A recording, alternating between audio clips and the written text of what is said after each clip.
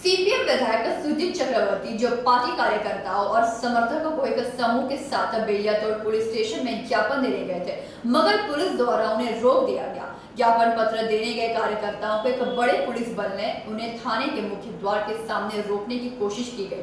इस घटना से उत्तेजना स्थिति उत्पन्न हो गई।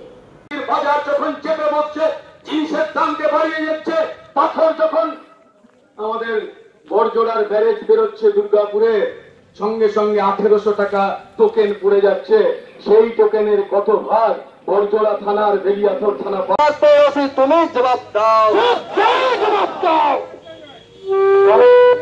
কমরেড বন্ধুগণ, আপনারা জানেন আমরা সমগ্র বিষয়টা হচ্ছে বেলিয়াতোড় ডাকবাংলার মোড়ে আপনাদের সামনে আলোচনা করেছি। ভীত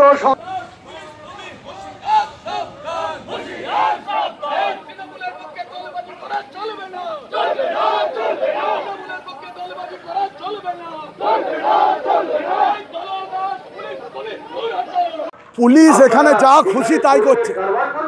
2011 সাল থেকেই পুলিশ হচ্ছে অগণতান্ত্রিক। বর্তমানে এই নতুন ওসি এসছেন, উনি এসে প্রতিটা ডাক্তারের কাছ থেকে হচ্ছে 6500 টাকা করে মাসে নিচ্ছেন, নিয়ে সারা রাত ধরে বেআইনি বালি গোটা বেলিয়াতোড় থানা এলাকায় চলছে। তার সাথে হচ্ছে যে কদিন আগে তৃণমূল নেতা বুধন ঘোষ হচ্ছে যে আমাদের পঞ্চায়েত সমিতির প্রাক্তন সদস্য আন্না ঘোষকে ইটে করে মাথায় ফাটিয়ে দেয়, 6টা স্টিচ পড়ে। সে এফআইআর করেছিল 25 তারিখে।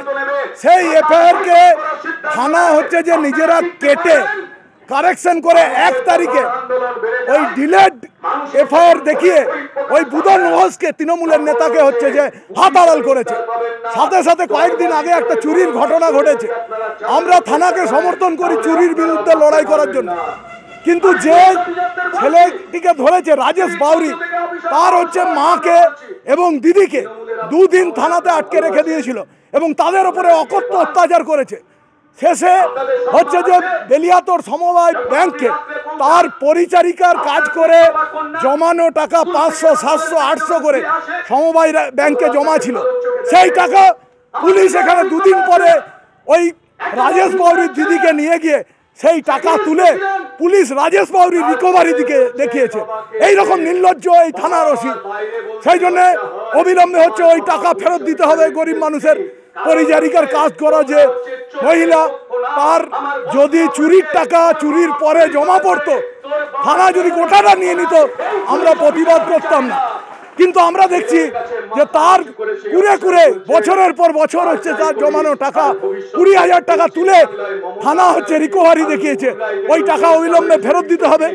আর কেন ওই আন্না ঘোষকে, যে বুধন ঘোষ তৃণমূল নেতা মাথা ফাটিয়ে দিল, তার হাজব্যান্ড হচ্ছে 15 দিন জেল খেটে এলো, আর সেখানে হচ্ছে কান্তমোহন ঘোষ তার স্বামী তাকে জেল খাটালো, আর বুধন ঘোষকে হচ্ছে যে মানে একদিন গেল গিয়ে আগাম জামিন নিয়ে চলে এলো।